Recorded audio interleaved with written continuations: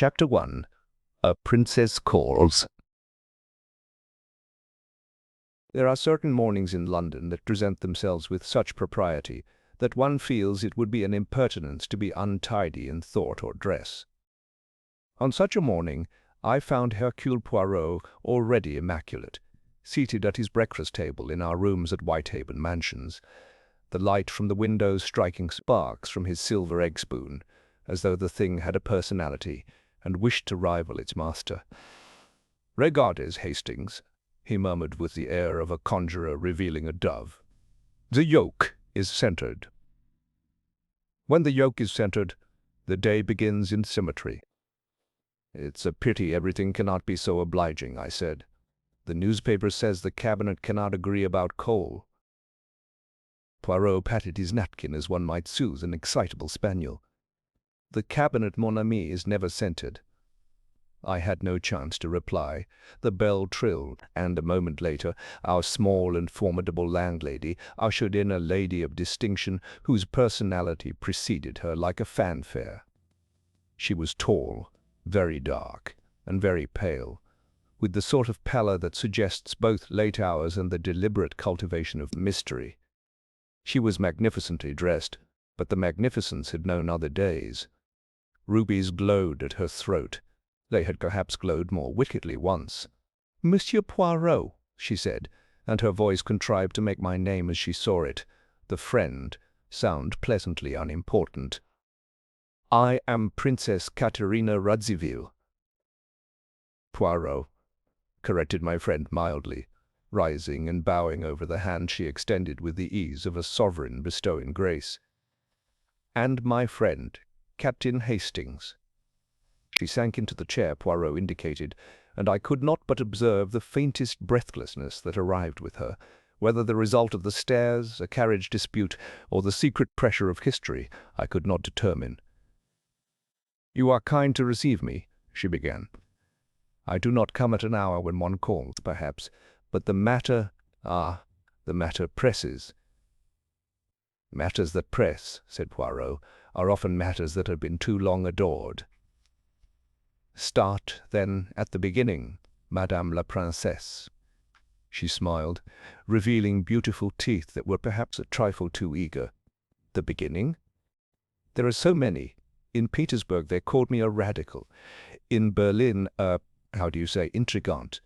In Paris, a princess. In London, well, London is indulgent, yet even London will not indulge a woman who is called a liar." "Who has called you that?" I asked, before Poirot's warning glance could marshal me to silence. "Everyone who wishes to borrow courage from a word," she said lightly. "But names are a poor currency. What is valuable is paper, papers, letters. That is why I have come." Poirot's eyes sharpened. "Letters?" "Yes, letters that were written to me many years ago by a man who was then the most powerful private citizen in the empire. You know the name, Sir Rupert Harborough. The name was not unknown to me. Harborough had been a colossus, diamond mines, railways, a financier whose shadow fell across continents. He was dead now. Even so, men lowered their voices when they spoke of him, as though money could still hear." "And you have these letters?" said Poirot. "I had them," she returned. "Yesterday morning they were in my escritoire. Last night after dinner I had a small party. Nothing, compromising. When I opened the drawer, they were gone." "Who was present?" asked Poirot. She raised delicate fingers, counting. "The Count Trevesi. He is Italian, charming, harmless. He plays the violin like an angel who has learned something in the other place. Mr. Alistair Kay, the journalist. His magazine prints the truth if it is fashionable, and otherwise the fashionable if it is not the truth. Mrs. Burbage. Oh, you must know her. She is everywhere, like a good umbrella. And my secretary, Miss Rale." "And the servants?" "My butler, old Barton. He is stone about the ears and granite about the heart, a maid to bring coffee. No more." Poirot made a small tent of his fingers. "And these letters, why are they important now?" Princess Caterina's eyes met his directly. Because Mr. K has prepared an article, several in fact, on the late Sir Rupert. He wishes to write of that period in South Africa, when fortunes were minted and souls perhaps pawned. He has heard rumors of the letters. He believes they will confirm certain, indiscretions. He is not wrong, but he is not right either.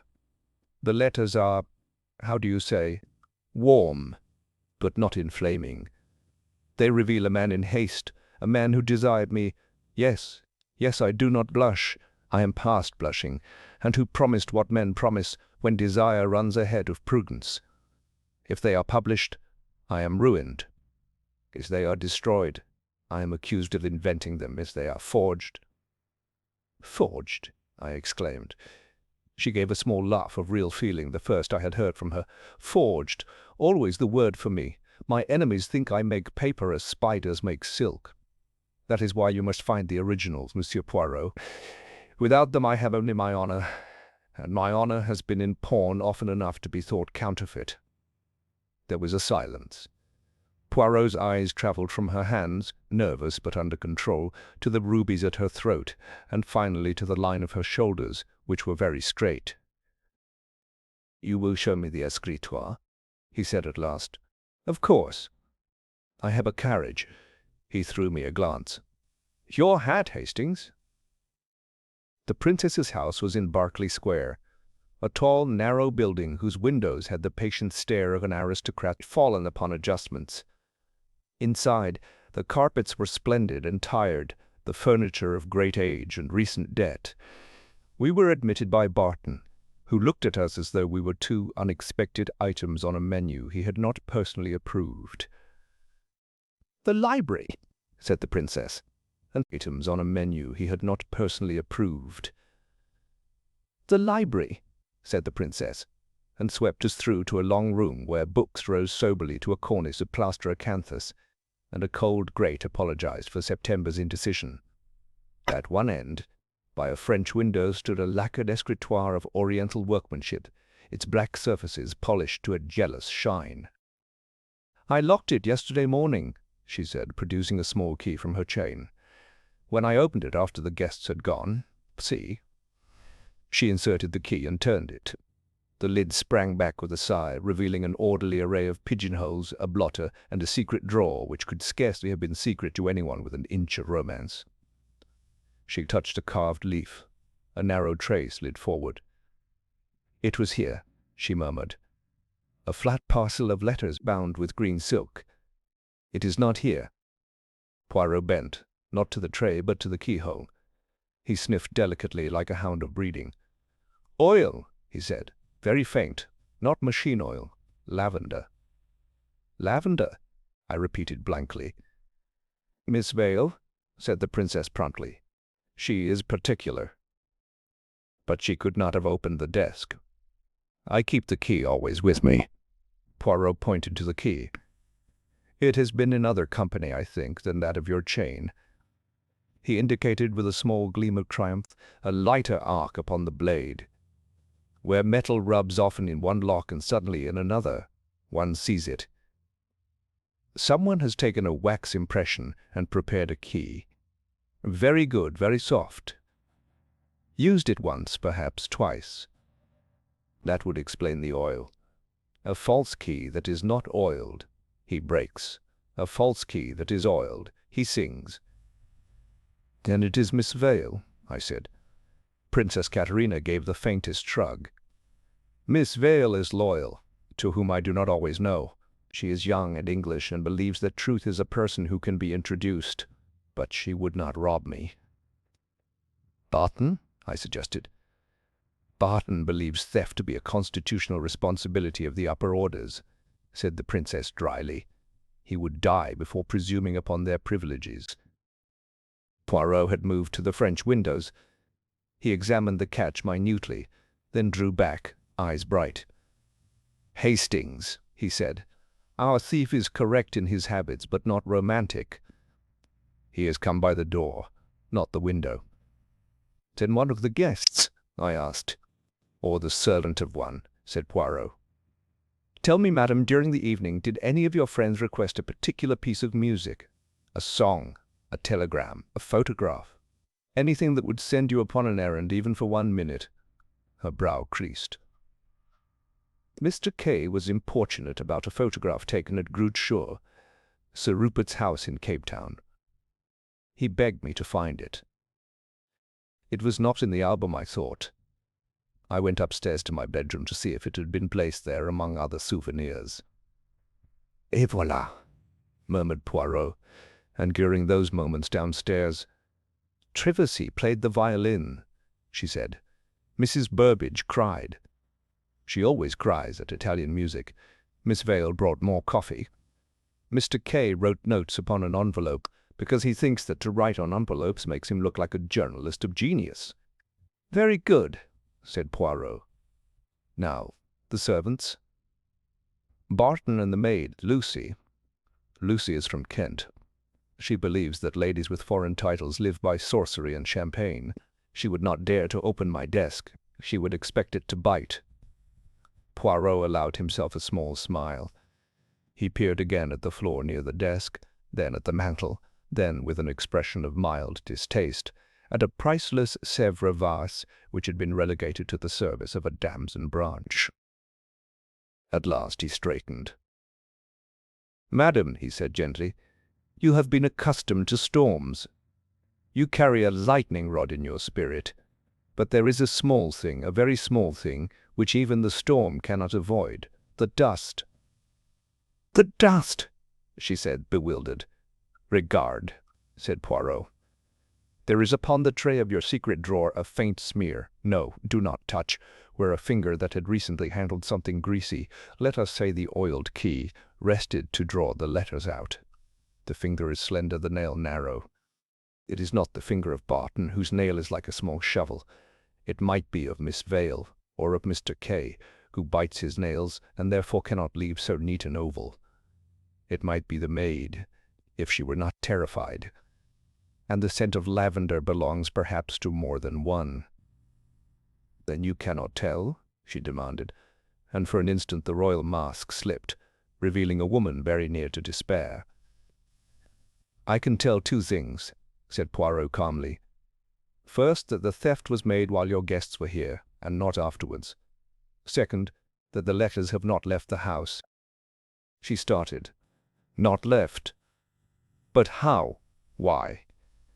"Because," said Poirot, and now his eyes gleamed with the pleasure he always takes in the little demonstration, "had they been carried beyond your door, the thief would have taken them in a form more convenient than a green silk tassel. There would be the mark of folding. There would be a roughness somewhere upon the silk. There is none. To carry them thus, set crow visible. Therefore he hides them first. And being either pressed by time or uncertain of the best place, he hides them near." "Near?"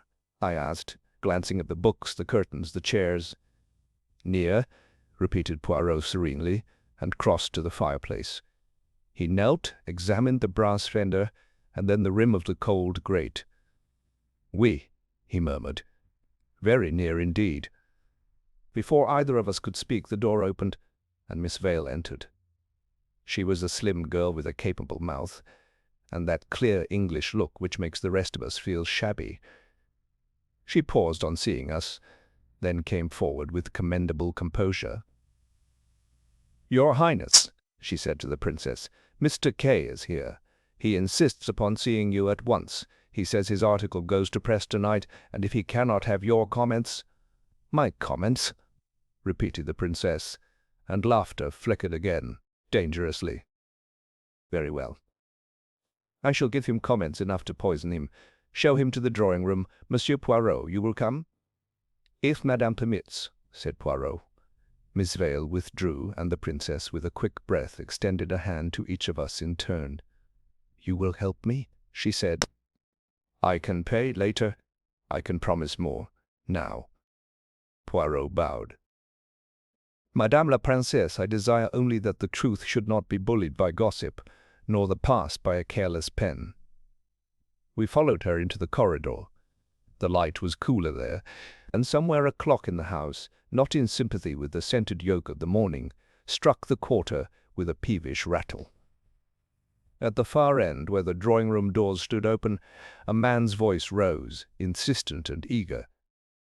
"Your Highness," it was saying, "the public has a right—" Poirot paused, his head cocked and his hand, small, very neat, touched my sleeve. "Hastings," he murmured, "before we speak to the journalist who thinks truth lives on an envelope, go back, I pray you, to the library. Outside the door there is a jardiniere of blue porcelain with a dragon. Lift the dragon by the nose." "Lift him? What?" I began. "Lift him by the nose," said Poirot patiently. "And if you find what I believe you will find, bring it at once. But, attendez, bring it with the jardiniere." I stared. "What on earth? The jardiniere?" I stared. "What on earth?" "The earth, precisely," said Poirot. "That is where we shall begin to dig." I confess I did not understand, but I have long since learned that to argue with Poirot at such moments is to be the last to the winning post. I turned back toward the library, the princess sweeping on ahead to do battle with Mr. K, and as I entered I glanced out of habit at the French windows. They were as we had left them. The desk gleamed. The blue jardiniere, dragon and all, squatted by the door with the complacency of a beast that, if it could speak, would purr. Feeling a little foolish, I stooped and took the dragon by the nose. The lid lifted, and within, half buried in dry soil, was a flat parcel bound about with green silk. Chapter 2. Mr. K presses his claim. The drawing-room of Princess Radziwill was a place made for diplomacy. The chairs were gilt, the sofas upholstered in pale blue silk, and the air was faintly perfumed with lilies that had ceased to bloom several days ago. Against this setting, Mr. Alistair K looked almost indecently modern. He was a lean young man with hair brushed back until it shone like patent leather and a fountain pen protruding from his breast pocket like a badge of office. He stood before the princess with all the assurance of a man who believes himself the herald of truth. "Your Highness," he was saying as Poirot and I entered, "my article will appear with or without your cooperation. It would be far better for your reputation if I could print your own words alongside the evidence." "The evidence?" she repeated, in a tone that could have chilled brandy. "You speak as though you held it already." Kay's eyes flickered. "Not yet. But I know the letters exist. If you will not show them to me, others will." At that moment I had returned, clutching the jardiniere as Poirot had instructed. The princess shot me a glance of astonishment, but Poirot merely inclined his head and set the porcelain gently upon a side table. He did not lift the lid, only allowed one neat finger to rest upon the dragon's painted nose, as though commanding silence from a pet. "Perhaps," said Poirot softly, "you are too confident, Monsieur K. The evidence is sometimes nearer than you think, and yet further than you imagine." K gave a short laugh. "If that is a riddle, Monsieur Poirot, I prefer plain speech. The public has a right to know what manner of man built the fortunes that rule them still." "Bah!" The public Poirot's moustaches quivered. "The public is like a child. It demands sweets, but if you give too many, it is sick. You are not a physician, monsieur, merely a vendor at the fair." The princess raised a jeweled hand. "Enough. If you wish to write, then write, but you shall have nothing from me." Kay's smile hardened. "Then I must seek my sources elsewhere." With a quick bow, half courteous, half insolent, he took his leave, his footsteps ringing decisively down the marble corridor. When he was gone, the princess turned to Poirot with sudden passion. "You see, he will hound me. He has scented scandal, and he will have it, whether it exists or not." Poirot looked at her gravely. "Then we must deprive him of the scent, madame." He tapped the jardiniere. "For the moment the letters are safe, but who placed them there is still to be known." Her dark eyes widened. "You have found them already?" Poirot lifted the lid. The green silk parcel lay half hidden in soil. The princess reached for it with a cry, but Poirot held up a hand. "Patience. To seize too soon is to risk much. Tell me, who among your guests had leisure to place them here? Not you, since you sought them upstairs. Not Mrs. Burbage, whose tears flow too freely for secrecy. Traversy, perhaps, between adagios, or Mr. K. himself scribbling his notes, or your Miss Vale, the faithful secretary." "Faithful." The princess gave a bitter laugh. "She is English, Mem Poirot. Their faith is to themselves." Poirot said nothing. He was examining the ribbon binding the letters. At last he replaced them carefully and closed the lid. "We will leave them here for the present," he declared. "A fish, Hastings, is caught not by striking when he bites, but by letting him think himself free. The thief will return, assured that his hiding place is unsuspected. Then we shall see." It was the following morning when Miss Vale herself came to Whitehaven Mansions. She was neat, brisk, and gave the impression of a schoolmistress addressing inattentive pupils. "I must speak plainly, Captain Hastings," she said, fixing me with clear blue eyes. "Her Highness is a woman of distinction, but also of imagination. She sees conspiracies where none exist. If letters have been mislaid, they will be found. But to accuse her friends and servants, well, it is unworthy." Poirot listened with folded hands. "Mademoiselle, you are devoted to the princess?" "I am employed by her." "Ah, but employment without devotion is like tea without sugar. Bitter." Miss Vale's expression did not soften. "I respect her. But I cannot prevent her from inventing dramas to amuse herself. As for Mr. K., he is vulgar, but he may do her a service. Perhaps a little truth would not harm her reputation so much as silence." Poirot's eyes narrowed. "And what truth would that be?" Miss Vale hesitated. "She has lived freely. Men have admired her. She has not always refused their admiration. Why should we pretend otherwise?" At that Poirot rose, bowing her to the door with exquisite courtesy. Only when she had gone did he turn to me. "There, Hastings, you have the English virtue, candor, that wounds more cruelly than any continental intrigue. Mademoiselle Vale may speak the truth, but she does not speak all the truth. One must ask, for whom does she work? For herself? For the princess? Or for Mr. K.?" "Do you think she stole the letters?" I asked. Poirot shrugged. "It is possible. But remember the dust upon the tray, the slender finger. It might be hers, yes. Yet Mr. K., too, has slender hands, though bitten at the nails. The matter is not yet clear." That evening we returned to Berkeley Square. The princess received us in a mood of high nervousness. "Barton has reported," she said, "that Mr. K. attempted to bribe him this afternoon. He offered him £20 to search my desk." "The insolence!" Poirot raised his brows. "And Barton?" "Barton told him that Her Highness's property is not to be touched by hired scribblers. Then you showed him the door." "Très bien," said Poirot. "Barton is granite, as you said. Yet £20 is a sum that might tempt another." At that moment a note was delivered by a boy in uniform.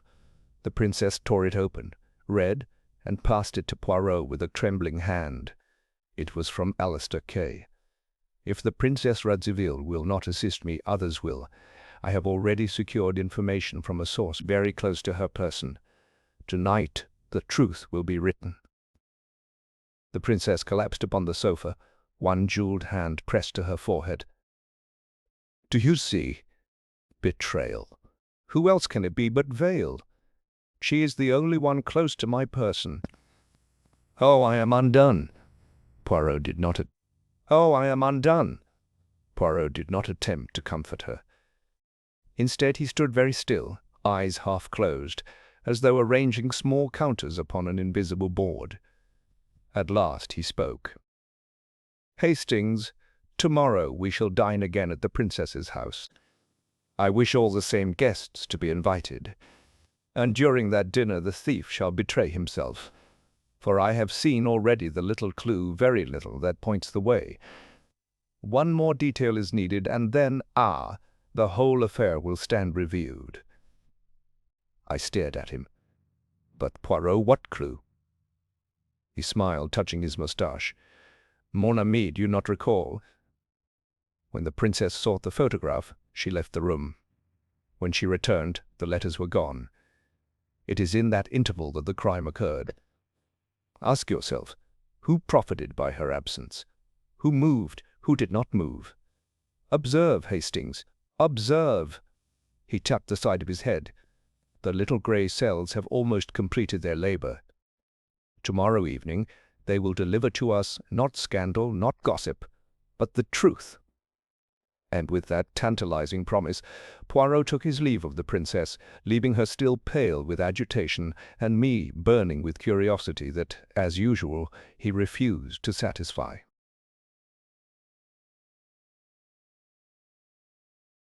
Chapter 3. The Trap is Laid. I have often observed that when Hercule Poirot announces a revelation tomorrow, the morrow arrives with indecent slowness. It was with relief that I found myself, that very next evening, once more amid the pale blue salons of Princess Radziwill, where lilies drooped with the air of débutantes who have danced past midnight and mean to be admired for the effort. The guests were the same. Mrs. Burbage had the grateful sheen of one who has been asked out twice in a week and is determined to mention it. Count Trevesi, thin and exquisitely melancholy, carried his violin case like a confidant who has never betrayed a secret. Mr. Alistair Kay stood at the window, examining the street with proprietary interest, a carnation in his buttonhole that looked as though it did public relations. Miss Vale, composed as a schoolroom clock, stood at the princess's elbow, and made the arrangement of menus appear a moral victory. Barton, the granite butler, moved with sacerdotal gravity. Poirot, modestly effaced behind a low armchair, regarded them all with a benignity that would have reassured sinners and alarmed saints. Dinner was announced. We went in. The princess had arranged matters, on Poirot's advice, I am sure, so that the order of seats matched the previous evenings. Mrs. Burbage to her right, Kay to her left, myself opposite, Trevesi near the sideboard, Poirot between Miss Vale and the salt. The meal proceeded with the stately cheerfulness English kitchens bestow when asked to imitate France. Conversation, like the sauce, achieved consistency. "It is a curious thing," said Mrs. Burbage, "how the truth, when written, acquires an unpleasant tone. Spoken, it is gossip; printed, it is cruelty." Kay smiled. "The historian is often abused for using ink. Would you prefer your history in tears?" Miss Vale set down her glass. "Truth is neither tears nor ink. It is a ledger. One should balance it." "Ah!" Trevesi sighed, spreading delicate hands. "You English. You balance everything. Even your passions are brought to table with the bills." The princess lifted her chin. "Some of us have paid bills for years, Count. Others have sent them to the wrong address." Poirot, who had been following the exchange with eyelids at half-mast, roused himself to admire the bread. Only I, who know him, observed the minute adjustments he made. How his chair was set at an angle commanding both door and mantel, how his napkin was folded not once but twice, a ritual whose significance I have never wholly grasped, but which portends in Poirot a design. With the roast, Kay grew practical. "Your Highness," he said in his most persuasive newsroom voice, "you hold in your possession documents of considerable historical interest. You will not, I think, destroy them. Will you not at least allow a responsible writer to consult them?" I pledged discretion. The princess regarded him with a look I should not have liked to deserve. "Monsieur, your discretion is to history what a veil is to a dancer. It exists to be removed." Trevesi touched his case. "Music, then?" he pleaded. "If we must quarrel, let it be in a minor key." "After dinner," said the princess. "Barton, coffee in the library, just as last night." Poirot's eyebrows twitched. "Precisely as last night, madame?" "Precisely." We rose. In the corridor the little procession formed, the princess and Mrs. Burbage in the van, Poirot with Miss Vale, Kay a step behind them, I, and at the rear, Trevesi with his violin. Barton preceded us to open the library door. The air within was delicately perfumed, lavender, or so my country nose supposed, and the lacquered escritoire, that small stage of our drama, gleamed in its corner by the French window. The blue porcelain jardiniere squatted by the door with superb indifference. I felt my heart give a foolish little leap. Within that calm dragon's belly, fate lay coiled in green silk. We gathered as before. Trevesi, invited with a nod, rosined his bow and drew the first notes of a canzonetta from his instrument. Soft, persuasive, the musical equivalent of a hand upon the pulse. Mrs. Burbage produced a handkerchief in readiness. The princess, after one circuit of the room like a general taking measure of positions, paused at the mantel and warmed her fingers at a fire that was not lit. Kay had stationed himself by a small table and was engraving a cheap envelope with hieroglyphs. Miss Vale busied herself at the tray. Barton, having set down the coffee, withdrew to the door and froze into butlery. It was, in short, a reconstruction. Presently the princess exclaimed with well-bred surprise, "How thoughtless of me! I promised to show you, Captain Hastings, the photograph of Groot Schuer, the one Sir Rupert signed. It is upstairs, alas, among a chaos of albums. Forgive me a moment." She moved towards the door. I confess an impulse to accompany her, but Poirot's glance, sharp as a pin, rebuked me. The princess passed out. We all, in that curiously theatrical way one does when one knows one is being watched, did exactly as we had been doing. Trevesi played, Mrs. Burbage dabbed, Kay scribbled. Miss Vale lifted the coffee-pot and poured. Then, with that unobtrusive competence which is her trade, she carried a cup to me and another to Poirot, and finally one to Kay. "Thank you," said Kay. "No sugar." "Of course," said Miss Vale without looking, and placed 2 lumps in his cup. He made a face, laughed, and drank it anyway. She moved on. Poirot's gaze travelled gently. It alighted on Trevesi's bow hand, elegant, upon Mrs. Burbage's damp lashes, abundant, upon Kay's ink-stained fingers, nervous, and finally upon Miss Vale's gloves. They were grey kid, very correct, very clean, save for the slightest broom of dullness upon the right forefinger, as though she had pressed it to a surface not quite polite. 10 minutes passed. The minutes passed. The princess returned, empty-handed and vexed. "It is not there," she declared. "I must have misremembered." "It is of no consequence," said Poirot soothingly. "We have consoled ourselves with the music, n'est-ce pas?" "Music that has made me a fool," sobbed Mrs. Burbage on cue. "Count, you are a wicked man." Trevesi bowed. "Barton," said the princess, recovering, "the window is closed. Open it an inch. The lilies are two. She made a gesture, and the lilies drooped in agreement. Barton obeyed. A cool thread of night stole in. Somewhere beyond the square, a cab turned and was lost.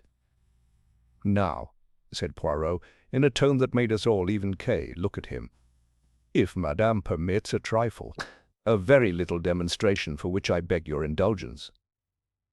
He stepped to the jardiniere, placed 2 fingers lightly upon the dragon's nose, and lifted the lid. The green silk parcel lay as we had left it. Even Kay's assurance deserted him. He stared. Miss Vale did not move, but I saw her throat rise and fall once. "Regard," murmured Poirot. He did not touch the parcel. "It has lain here 1 day and a night. Dust, my friends, is a faithful witness. On the silk there is, at the corner, a faint smear, visible if one stoops. of the sort one acquires by the handling of keys that are oiled with lavender. That we observed yesterday. Today there is, how shall I say, another testimony." He produced a small square of white linen, and with a magician's air laid it gently upon the silk, then lifted it again. Across the linen there ran a ghostly band, pale and regular, as though chalk had kissed it. "Powder?" ventured Kay. "Not powder, monsieur. Pollen. The lilies, you comprehend, have done us the honor to die extravagantly. Their pollen falls upon the air, upon the table, upon the silk. If, since Madame left us for her photograph, anyone had lifted this parcel, the pattern upon the linen would be broken where fingers pressed. It is unbroken. Therefore, during that interval, the parcel was not touched." Then no one took them last night," cried the princess. "It was before." "It was after?" "Patience." Poirot's eyes shone. "Another moment.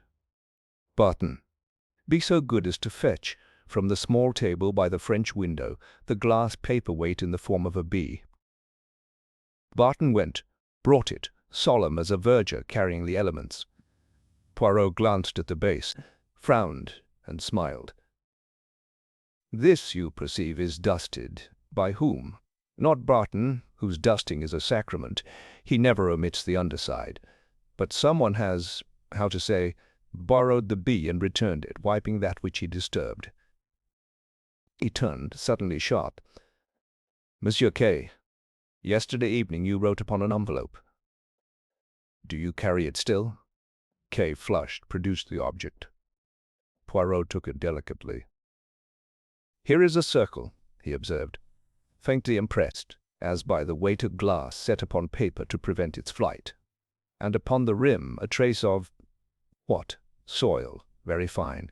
The jardiniere's soil, which is peculiar, a mixture with grit.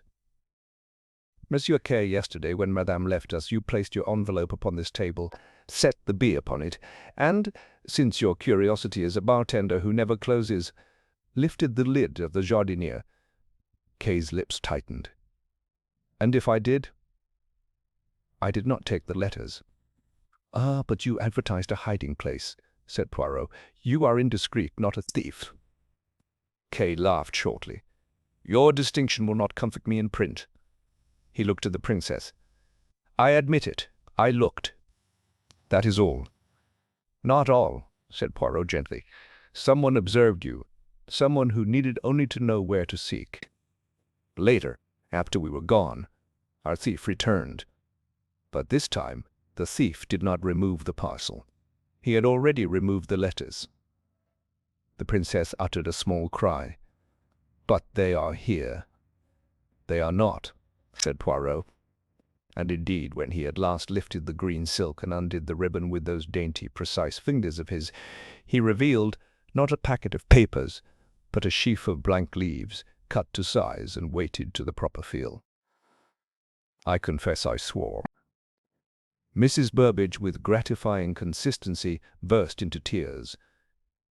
Kay stared, fascinated.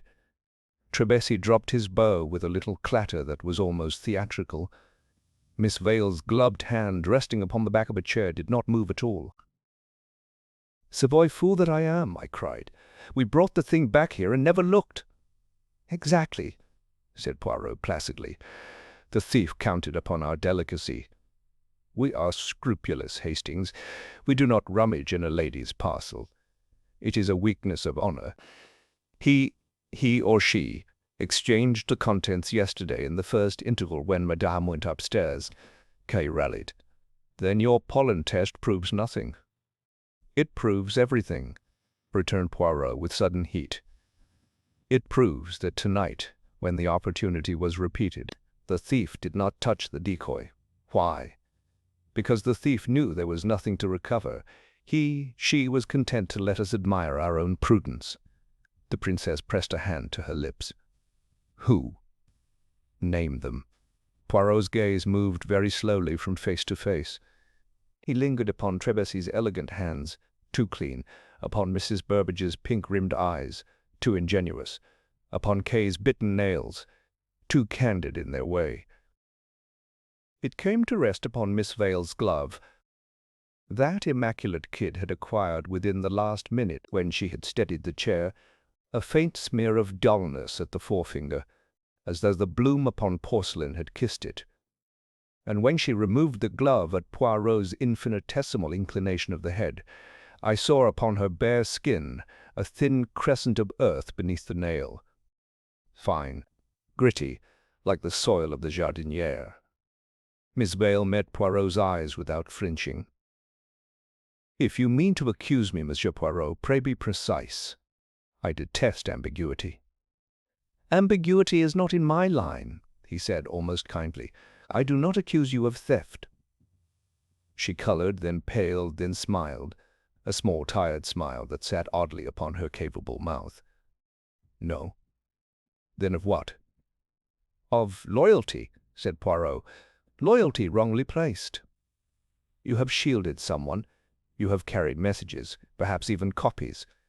You have believed that truth, your ledger, must be balanced at whatever cost. But the hand that stole last night was not yours." The princess gave a gasp. "If not Vale, then who?" Poirot turned to the door. "Barton," he said softly. The butler started. "Sir?" "Inform the Count," said Poirot with an old-fashioned bow to Trevesi, "that the piece he played after dinner yesterday was not entirely successful." Trevesi's eyes widened, then narrowed. His fingers tightened upon the violin case. "You suggest," he murmured, silk over steel, "that I stole a woman's letters. For what? For money? For art?" "For both," said Poirot, "but not for yourself." His gaze shifted past Trevesi to the little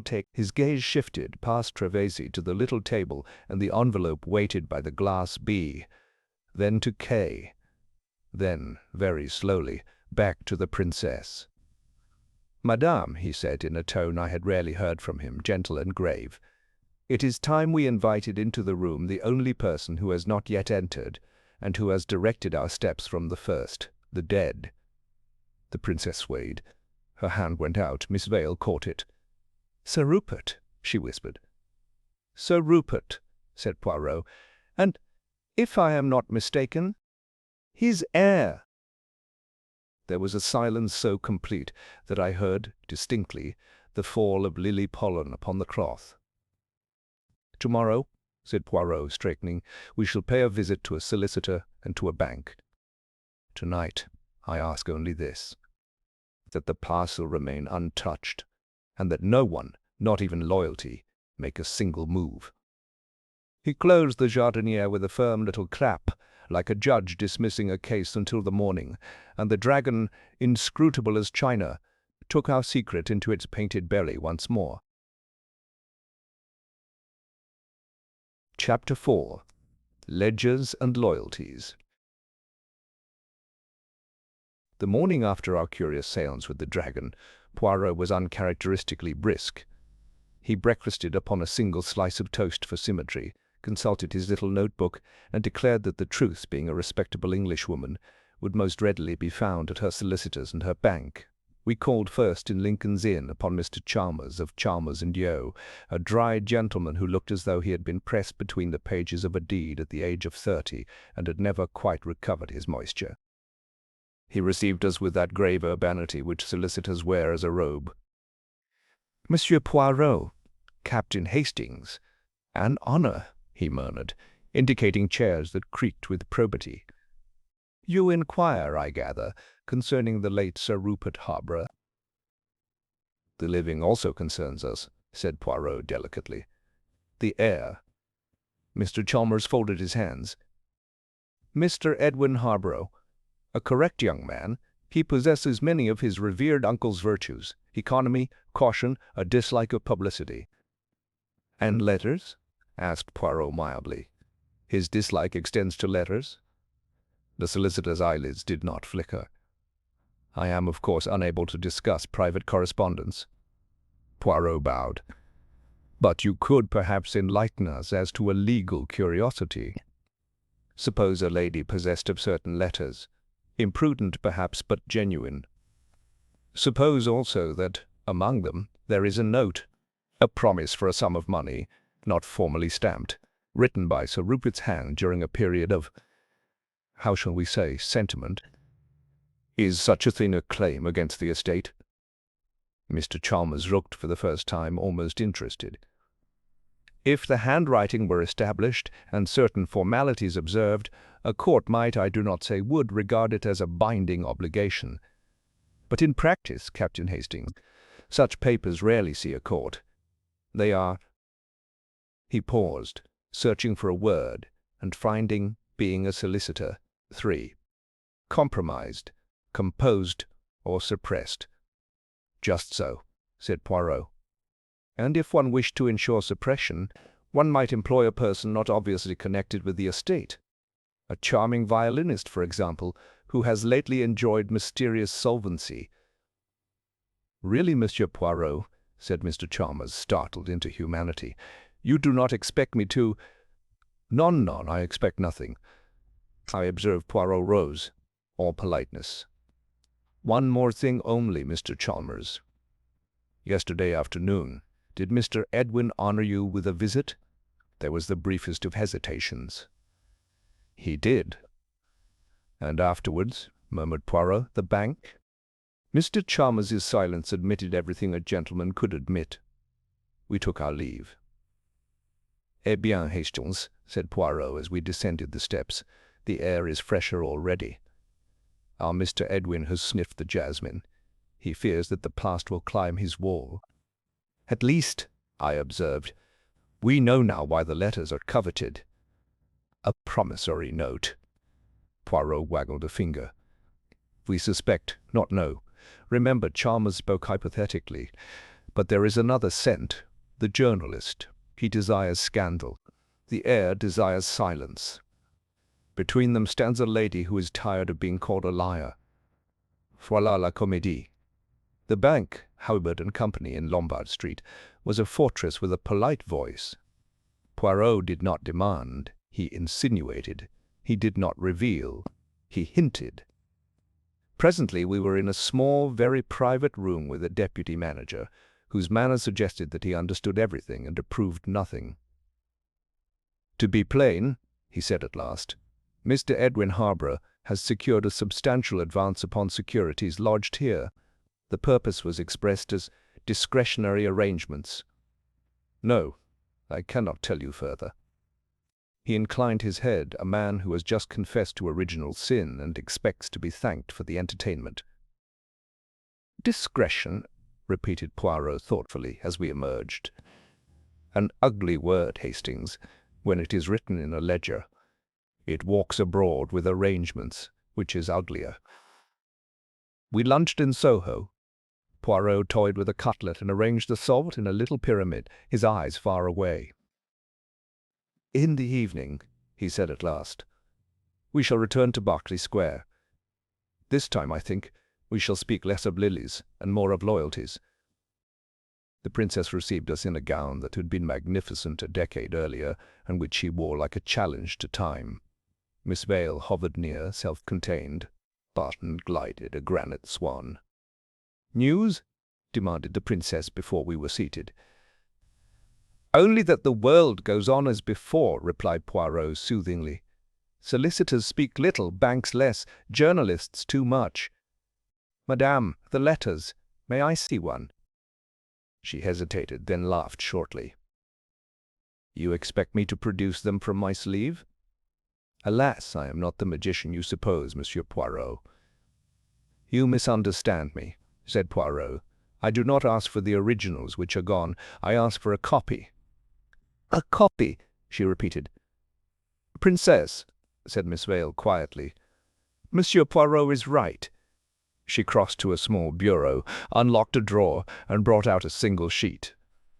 "I made this when Her Highness first spoke of the matter to me weeks ago. I foresaw complications." The princess stared. "Vale!" "I am your secretary," said Miss Vale, very pale. "It is my business to anticipate."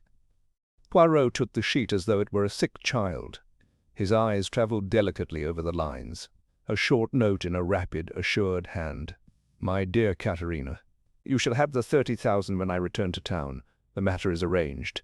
Burn this. Such promises are unwise in ink." Hercule Poirot exhaled softly. "C'était inevitable," he murmured. "Hastings, you see.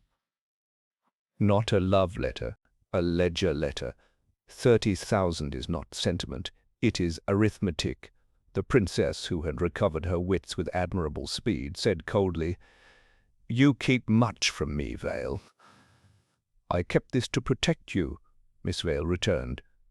"If the originals were lost, you would still possess proof that you had not invented them. If they were found, we could compare handwriting." "Eh bien," said Poirot briskly. "We will do so." He rang. "Barton, be so good as to request Count Trevesi to honor us. He is, I think, in the neighborhood." Barton's severe face did not alter. "That Count left a card an hour ago, sir. He said he would return at 7. "And the card?" asked Poirot. Barton produced it. Poirot examined the pasteboard, flipped it, and smiled. On the reverse, lightly penciled, was an address in Mayfair. "Not the Count's handwriting," he observed, "and yet written for him. Barton, when the Count last visited, did he receive any other visitor while he was here?" "Only a boy with a note, sir." The Count went out immediately after reading it. Poirot nodded. "So the strings are pulled." He turned to Miss Vale. "Mademoiselle, when Mr. K. bribed Barton, a clumsy business, did you communicate with anyone?" Miss Vale colored faintly. "I wrote to Mr. Edwin Harborough's secretary. It seemed to me right that the family should be warned. I did not—" She hesitated. "I did not tell her about the letters, only that Mr. K. was importunate and might write unkindly." "Loyalty," said Poirot, very gentle, "to the name, not the truth." She stared straight before her. "Sir Rupert did much harm. He also endowed hospitals. The living should not always pay for the dead." "And yet," said Poirot, "the dead often collect." There was a stir at the door. Count Trevesi entered with the unhurried grace of a man accustomed to being forgiven. He bowed to the princess, smiled at Miss Vale, and contrived to bestow upon Poirot an expression of courteous pity. "You sent for me, madame?" "I did," said the princess flatly. "Monsieur Poirot has something to say." "Alas, too much," murmured Poirot.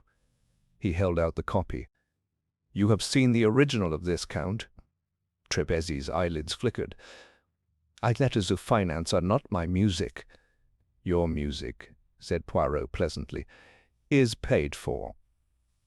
Yesterday after dinner you played with feeling and left with a purse the heavier. This morning you visited a house in Mayfair at the invitation of a secretary who serves Mr. Edwin Harborough. There you received instructions, no, to continue your services, to exchange, when possible, Madame's parcel against a decoy, to pass the originals to an intermediary who would see them destroyed." Trevesi spread elegant hands. "You paint a picture, Monsieur Poirot. It is very pretty." "Not pretty," said Poirot, "but true." He crossed to the lacquered escritoire, opened a drawer, and took out a small ebony baton. "You left this, Count, under the skirting near the window last night when you stooped too low for the music, to examine the jardinière. It bears a smear of soil with grit, our special mixture. Your tailor would not approve." There was a little silence. Trevesi's smile did not alter, but something withdrew from his eyes. "And if I say yes?" he asked softly. "If I admit, only to amuse you, that I carried letters for a lady who was once loved by a great man and now is persecuted by a small one? What then?" "Then," said Poirot, "I say you did not carry them far. You are too cautious to keep such bargaining chips upon your person, and the house in Mayfair is too obvious. You placed them instead in the safest of all places, the bank. Not your bank. The bank of Mr. Edwin Harborough. He will pay you, something for the service, and will then ensure that the papers are composed or suppressed, as Mr. Chalmers would put it." Treversi's gaze slid almost involuntarily to Miss Vale. It was the smallest of movements, but Poirot pounced upon it with the avidity of a cat. "Merci," he said softly. "I desired only to know for whom you played." "I played for money," returned Trevesi, suddenly weary. "It is a vulgar accompaniment, but constant." "And you, Mademoiselle Vale," said Poirot, not unkindly, "played for the ledger. You wrote to the heir's secretary. You believed you did right. You did not steal. You enabled. There is a difference, but not always for the victim." The princess rose, very still. "So I am to be robbed between a journalist and a gentleman." "Neither gentleman nor journalist," said Poirot briskly. "Between cowardice and haste. Monsieur K. wants a sensation. Mr. Edwin wants peace. Neither wants justice." "What do you want, Monsieur Poirot?" demanded Trevesi quietly. "Order," said Poirot simply. "That the truth be placed exactly where it belongs. No higher, no lower." He turned to the princess. "Madame, will you accompany me to Halbert and Company in the morning? You will bring with you two things: Miss Vale's copy, and, if you please, one small trinket you own whose provenance is indisputable and whose value is high. We shall pay a visit to a private room, and we shall ask that a certain clerk, whose hands still smell of violet ink, produce a packet lodged here today under a name that is not the Count's. We shall then—" he bowed slightly, "discover whether the packet contains that which it should not. If it does, we shall place beside it the copy. We shall ask for a receipt, and we shall invite the deputy manager to choose between his discretionary arrangements and the law." Trevesi laughed, a small fatalistic sound. "And if the packet is already ash?" "Alors," said Poirot cheerfully, "we shall make our drama upon the copy. With Mr. Chalmers' help, we will invite Mr. Edwin to reflect upon the appearance, merely the appearance, of suppressing evidence of a debt acknowledged by his uncle's own hand. A little scandal in the city, a little talk at the club. Eh bien, 30,000 becomes a cheap price for silence." The princess's eyes blazed. "You would bargain?" "I would balance," said Poirot with a glance at Miss Vale that was not without kindness. "A ledger, mademoiselle, must be just. The princess is owed either money or honor. Tonight we cannot restore the one. Tomorrow we shall exact the other." He took up his hat. "One last thing, madame. Until morning, no letters, no visitors, no Count. Barton, if anyone calls for Her Highness, you will say she is entertaining her solicitor and her temper." "Very good, sir," said Barton, in a tone that suggested that both were formidable. Trevesi stood aside to let us pass. As I followed Poirot into the corridor, the violinist spoke, very low.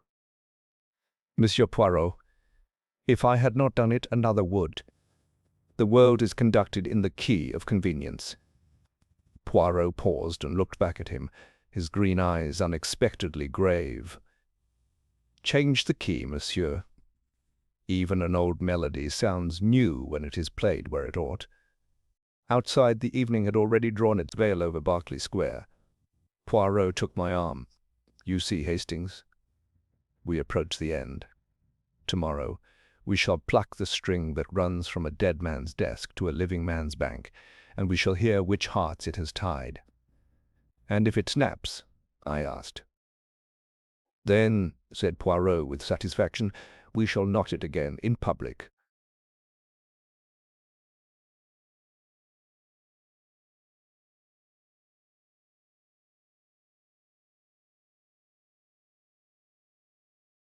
Chapter 5. The ledger is closed. The morning was brisk with the kind of clarity London wears only after a night of rain. Poirot, immaculate as ever, declared that such weather was the atmosphere of justice, and marched me toward Lombard Street as though the very paving stones would applaud his step. The princess accompanied us, dark eyes smouldering, Miss Vale in tow like a conscience that would not be left behind.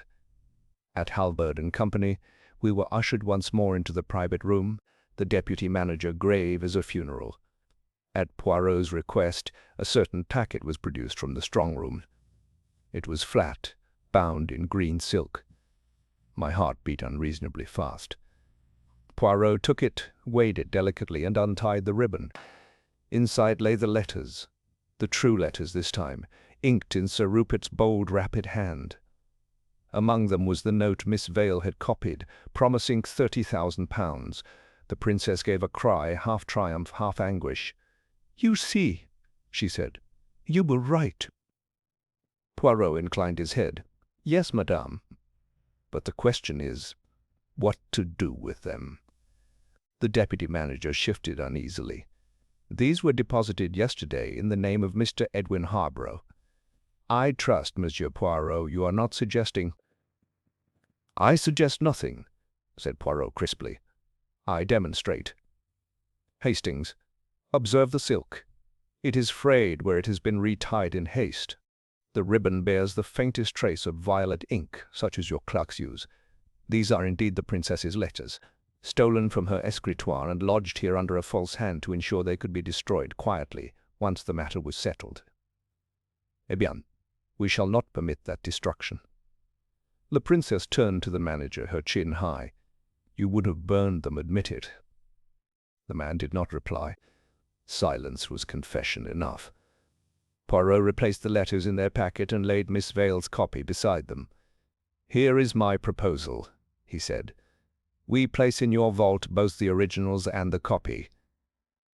We require a receipt, signed and witnessed, acknowledging that such documents exist, that they are deposited in the joint custody of the Princess Radziwill and Mr. Edwin Harborough, and that they shall not be removed save by consent of both parties.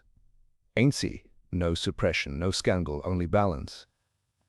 The deputy manager hesitated, but Poirot's gaze was a net. Slowly, with the reluctance of a man dragged by honor, he nodded. "Very well. I shall prepare the form."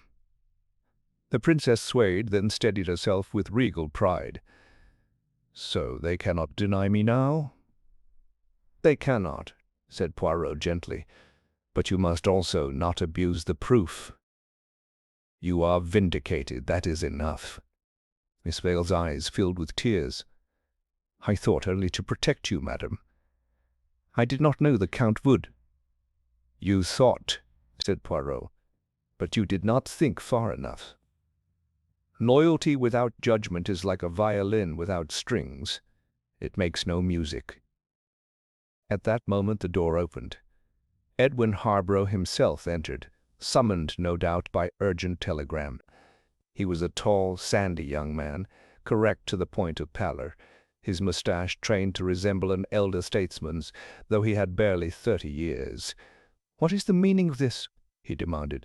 "My solicitor told me—" Poirot bowed. "Monsieur, it means that your uncle wrote imprudent letters, and that those letters now rest here in safety, beyond the reach of suppression or sensation. You may thank your solicitor's discretion and your bank's elasticity. But you must also thank this lady's perseverance. Without it, the world would have believed she invented what was, in truth, all too genuine." Edwin colored, then stiffened. "If there is to be a claim—" "No claim," said the princess swiftly. "I do not want your money. I want only the world to cease calling me a liar." Her voice, proud and trembling, echoed in the little room. Even Edwin faltered. "If that is all—" "It is all," said Poirot firmly. "The ledger is balanced. You keep your estate unsullied. Madame keeps her honor. The dead keep their silence." That evening, back at Whitehaven Mansions, we sat by the fire. Poirot was preening his moustaches with particular satisfaction. "You see, Hastings," he said, "the affair was not of love, nor of politics, nor even of crime. It was of reputation. Princess Radziwill has lived by her reputation, sometimes tarnished, sometimes bright. To be called a forger was to her worse than to be called a thief. She has her vindication. She will sleep tonight." "And the Count?" I asked. "Ah, he will vanish to Vienna or Rome or perhaps Buenos Aires. Such men always do. He will find another patron, another song.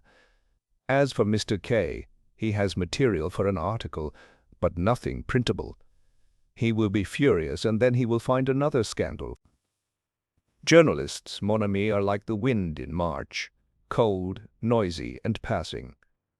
"And Miss Vale?" Poirot's expression softened. "She will remain. She is capable, and the princess, for all her anger, will not dismiss her. Forgiveness, Hastings, is also a kind of loyalty." I poked the fire. "And Edwin Harborough?" Poirot shrugged. "He will keep his fortune. But he will also keep a memory that once, for the price of £30,000, his name trembled upon the brink of scandal. It may teach him humility. But," his eyes twinkled, "I do not guarantee." We were silent a moment. Then Poirot sighed with the contentment of a man who has restored symmetry to the world. "My friend," he said, "do you recall at the beginning the egg with the yolk centered? It was an omen. Today the yolk is centered again. That is all I ask, from eggs, from banks, from reputations, that they should be centered." I laughed, though with a touch of exasperation. "One day, Poirot, you will drive me mad with your eggs and your ledgers." "Better, Hastings," he returned with immense satisfaction, "to be mad with symmetry than sane with chaos." And so the affair of Princess Radziwill was closed, not with scandal, nor with payment, but with that quiet balance Poirot prized above all.